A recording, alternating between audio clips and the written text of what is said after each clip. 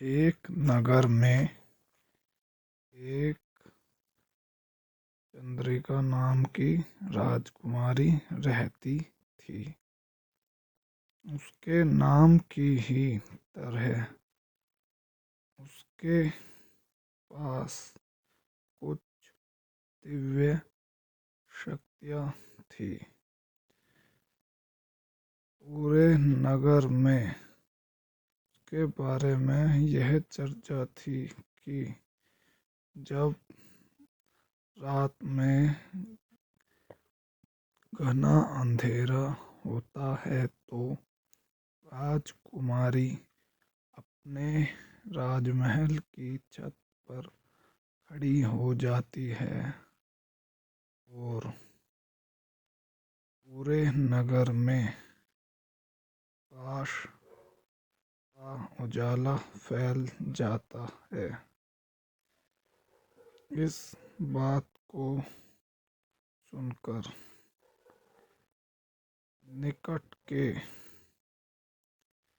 नगर के राजकुमार उस राज्य में आना चाहते थे, परंतु वहाँ की कड़ी सुरक्षा के कारण कोई भी राजकुमार वहाँ उनके प्रांत माया नगरी में प्रवेश नहीं कर पाता था। तब एक दिन एक राजकुमार उनके राज्य के निकट अतिथि बनकर आया, जो दूसरे राज्य भानपुर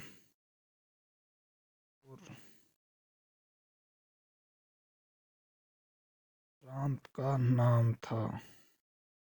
उस भानपुर प्रांत में राजकुमार भद्र अतिथि के रूप में आया हुआ था। राजकुमार भद्र ने भी सैनिकों के मुँह से यह बात सुनी और राजकुमार भद्र भी उस माया नगरी के प्रांत में जाना चाहते थे, परंतु भानपुर के सम्राट ने राजकुमार को वहाँ न जाने का परामर्श दिया। फिर भी राजकुमार भद्र रात के अंधकार में अपनी दिव्य शक्तियों से एक दिव्य विमान बनाया, जिसमें बैठकर राजकुमार भद्र उड़कर राजकुमारी की माया नगरी में प्रवेश कर गए और राजकुमारी चंद्रिका के महल की छत पर भी चले गए। राजकुमार भद्र ने राजकुमारी को देखा और राजकुमारी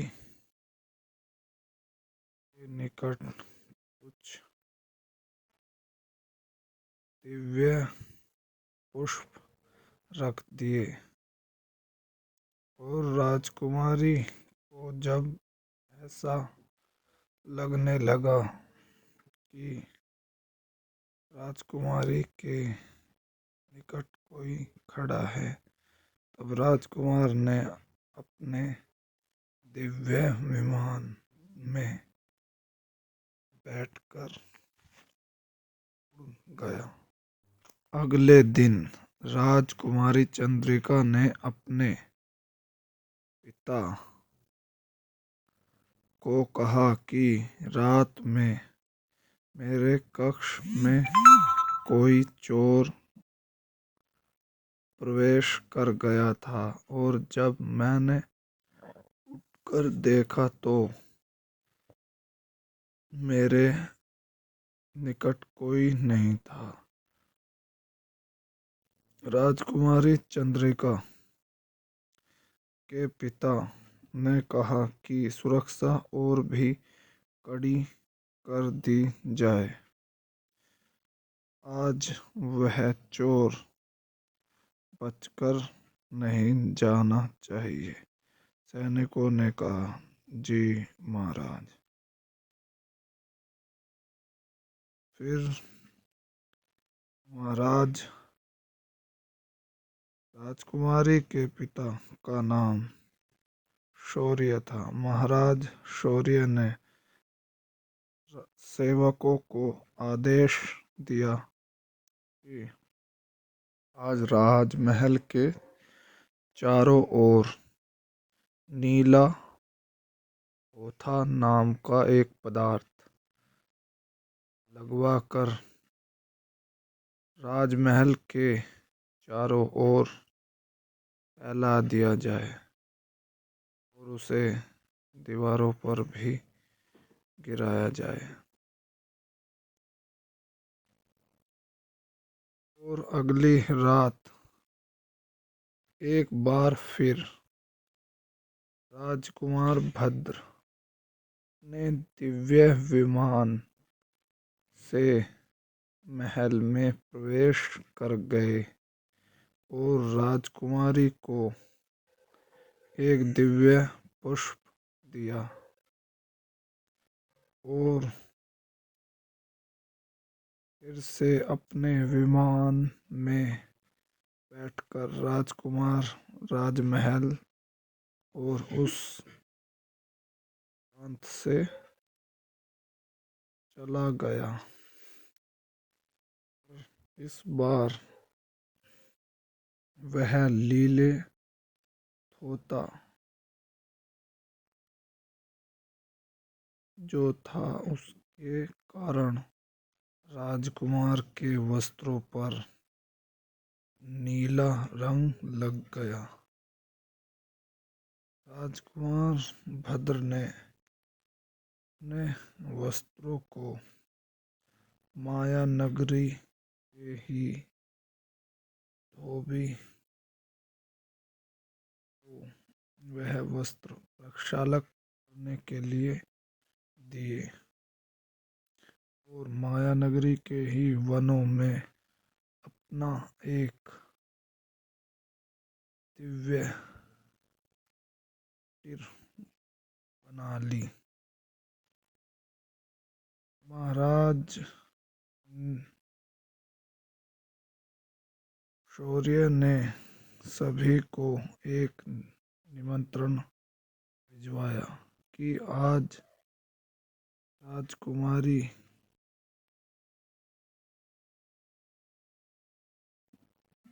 बहुत प्रसन्न है। इस कारण से राजकुमारी ने इस माया नगरी के प्रांत की प्रजा के लिए एक महाभोज का आयोजन किया है। तो सभी वर्ण इसमें शामिल होंगे तो राजकुमारी को संतोष मिलेगा। महाराज की इस घोषणा को पूरे माया नगरी के नगर में फैलाया गया और इसे सुनकर वह धोबी भी राजमहल में भोजन करने के लिए राजकुमार भद्र के वह वस्त्र पहनकर गया जिन पर नीला रंग लगा हुआ था। और जब धोबी ने राजमहल में प्रवेश करना चाहा तो धोबी के वस्त्रों पर लगे नीले रंग के कारण धोबी को पकड़कर महाराज शौर्य के सामने प्रस्तुत किया गया। धोबी को कहा गया कि तुम्हें महाराज शौर्य सजा देंगे। महाराज शौर्य अपने सिंहासन से खड़े हुए और कहा, कल रात में तुम राजमहल की छत पर क्या कर रहे थे? धोबी ने कहा, महाराज मैं तो महल में आया ही नहीं।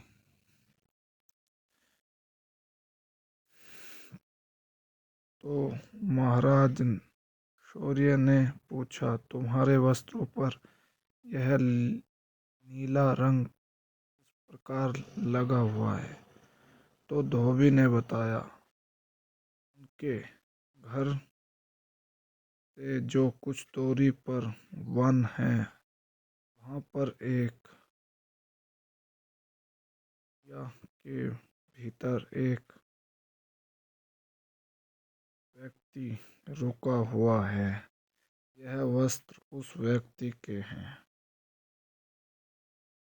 अब धोबी की बात पर राजा ने विश्वास नहीं किया और कहा, तुम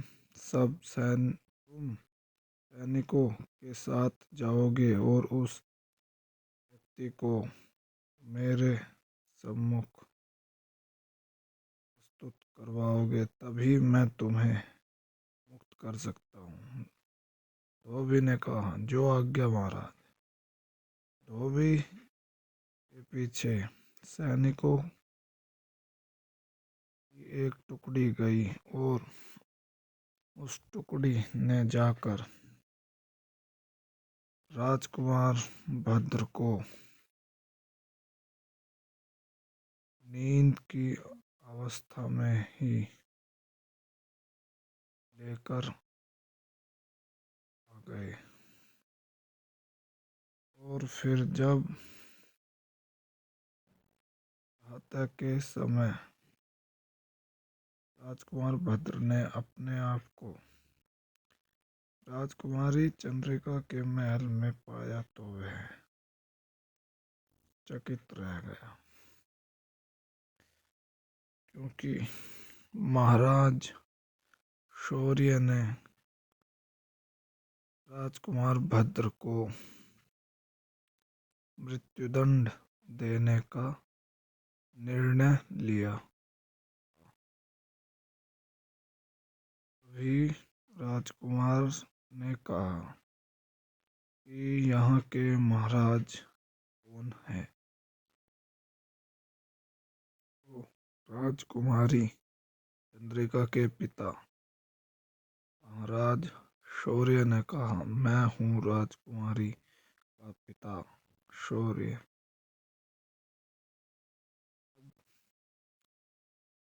राजकुमार भद्र ने कहा कि मेरा अपराध क्या है महाराज? तो महाराज शौर्य ने कहा कि तुम चोरों की भांति रात महल में चले आए थे और तुमने राजकुमारी के निकट एक दिव्य पुष्प भी रखा था। तो राजकुमार भद्र ने कहा, महाराज आपको कोई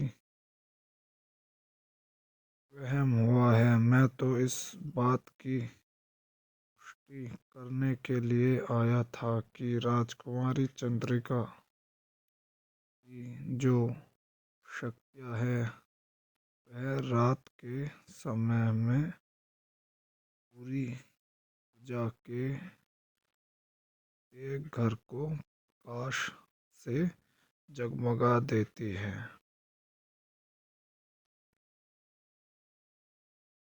यही पुष्टि करने मैं यहाँ आया था। राजकुमार भद्र के यह कहते ही महाराज शौर्य अधिक क्रोधित हुए और राजकुमार की ओर तलवार लेकर उसके मारने चल पड़े।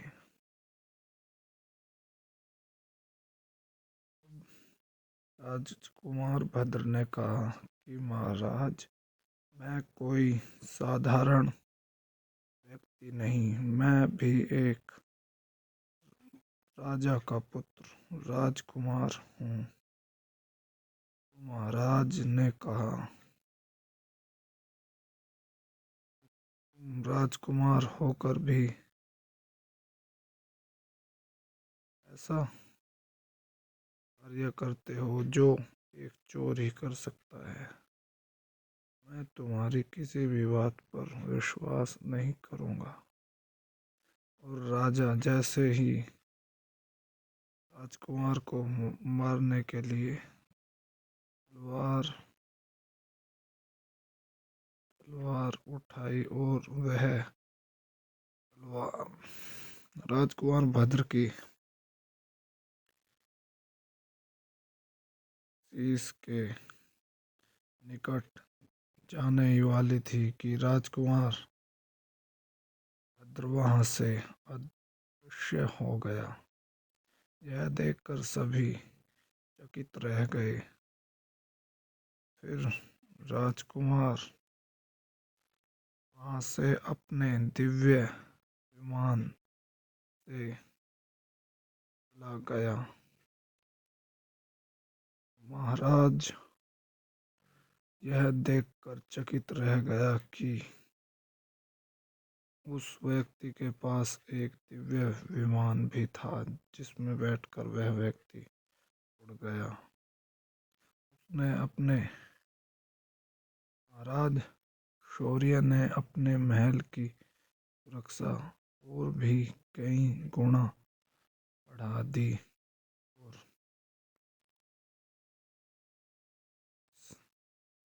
प्रकरण के बाद महाराज शौर्य ने धोबी को किया और कहा तुम अब स्वतंत्र हो, तुम यहाँ से जा सकते हो। और धोबी अपने घर चला गया। और महाराज शौर्य ने सैनिकों की एक टुकड़ी को उसे पकड़ने भेजा। जब राजकुमार भद्र आकाश में उस दिव्य विमान से उड़ रहे थे तो सैनिकों की एक टुकड़ी उनके पीछे उड़ रही थी और राजकुमार की कुटीर के निकट जाकर वे राजकुमार भद्र की वहीं प्रतीक्षा कर रहे थे। पर जैसे ही राजकुमार भद्र कुटिया के निकट दिव्य विमान को उतारा तभी राजकुमार पर सैनिकों ने जाल फेंका, पर उस जाल को राजकुमार ने अपनी पलक झपकते ही गायब कर दिया। और फिर सैनिकों की एक टुकड़ी ने चारों ओर से राजकुमार भद्र को घेर लिया।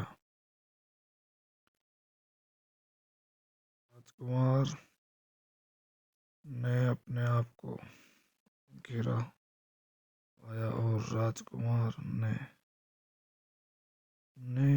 एक दिव्य तलवार निकाली और उस तलवार से एक दिव्य शक्ति निकलने लगी जिससे सभी सैनिक मूर्छित हो गए। यह देखकर जो सैनिक बचे हुए थे भय के कारण वहां से भाग गए। भागे हुए सैनिकों को महाराज शौर्य ने देखा और कहा, तुम सब वहां से भय के कारण भाग कर आ गए। अब तुम्हें सभी को इसका दंड मिलेगा।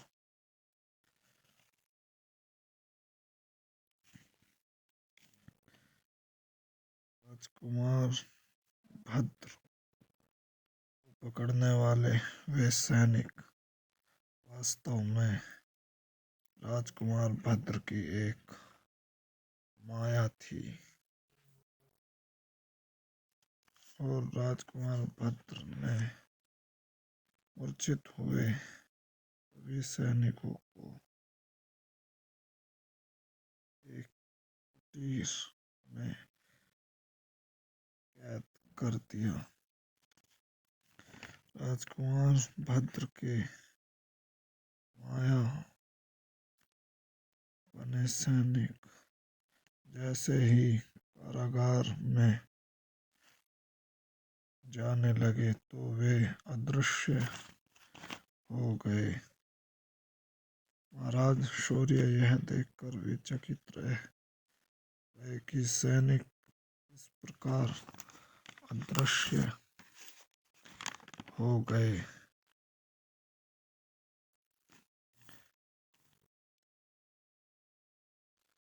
भी महाराज को राजकुमार भद्र के वन के किसी अन्य स्थान पर मिलने की सूचना महाराज शौर्य के गुप्तचर ने दी। वैसे ही महाराज सैनिक लेकर उस दिशा की ओर तेजी से बढ़े, और इस बार महाराज शौर्य की सेना की संख्या 1000 थी और राजकुमार भद्र अकेले ही थे। जैसे ही हजारों सैनिकों ने उन्हें मारने की कोशिश की तो राजकुमार ने एक पेड़ के पीछे छिप गए, जिसमें फेंके 1000 सैनिकों के द्वारा फेंके गए अस्त्र और शस्त्र उस पेड़ पर जाकर गायब होने लगे। यह सब देखकर सैनिक उस पेड़ के पीछे गए। उन्होंने वहां देखा कि उस पेड़ के भीतर एक मायावी द्वार था, जहां से राजकुमार भद्र किसी और संसार में चला गया था। राजकुमार भद्र को खोजने वे 1000 सैनिक उस दूसरे लोक में चले गए। पर इस बार उन सभी 1000 सैनिकों के हथियारों को राजकुमार भद्र ने हवा में उड़ाकर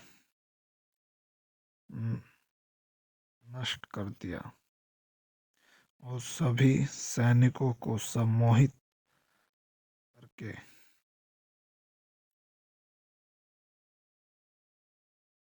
राजमहल में भेज दिया। जब सम्मोहन से सभी सैनिक बाहर आए तो सैनिकों ने अपने आप को कारागार में पाया। सैनिकों ने महाराज शौर्य को बुलाने के लिए पहरेदारों से कहा कि हम सभी सैनिकों का निवेदन है, महाराज को सुनाइए। हम सभी सैनिक अपना अपराध जानना चाहते हैं। इतना कहते ही महाराज शौर्य ने के निवेदन को सुनकर कारागार आए और कहा, तुम सभी कारण आज वह व्यक्ति यहाँ से तो भागा ही था, उस पेड़ के पीछे से भी भाग गया। तुम सभी ने कुछ नहीं किया। सभी सैनिकों ने अपने साथ हुए उस प्रकरण को महाराज शौर्य के सामने बताया, पर महाराज शौर्य ने उनकी बातों पर विश्वास नहीं किया। वह यह मान ही नहीं सकते थे कि उस व्यक्ति के पास इतनी शक्तियाँ भी हैं। तभी महाराज शौर्य ने अपने सेनापति को राजसभा में प्रस्तुत होने का आदेश दिया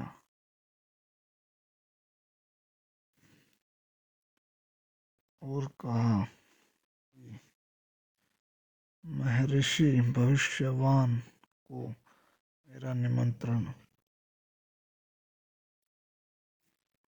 देना होगा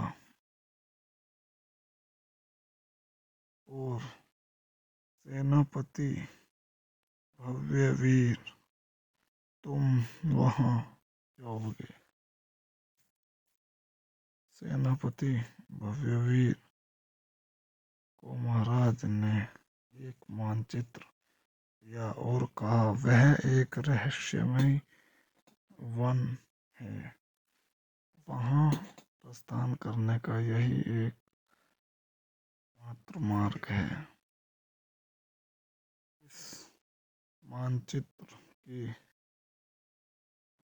विशेषता यह है कि यह तुम सभी सैनिकों और सेनापति तुम्हें भी यह उन मायावी जीवों से बचाएगा। अब महाराज ने कहा कि उनके पिता वीर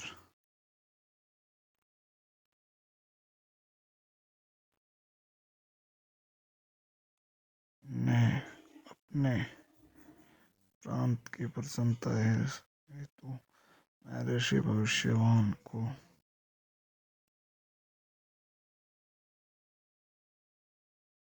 अपने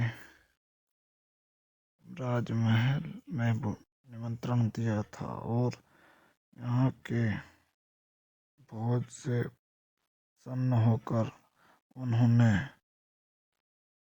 महाराज शौर्य के पिता वीरशाली को वरदान दिया था कि मैं तुम्हारे प्रांत की एक बार फिर से रक्षा जरूर अवश्य करूँगा। और भव्य वीर को भी कहा कि मेरे पिता ने ही तुम्हें भव्य से यह वीर नाम तुम्हारी विश्वसनीयता के लिए जोड़ा है। कहते ही एक चित्र भी भविष्यवाण महर्षि का सेनापति को दिया, क्योंकि उनका रूप परिवर्तित होकर वे सबकी परीक्षा लेते थे और यह भविष्यवाणी की आगे की कथा सुनने के लिए नेक्स्ट पार्ट सुनिए।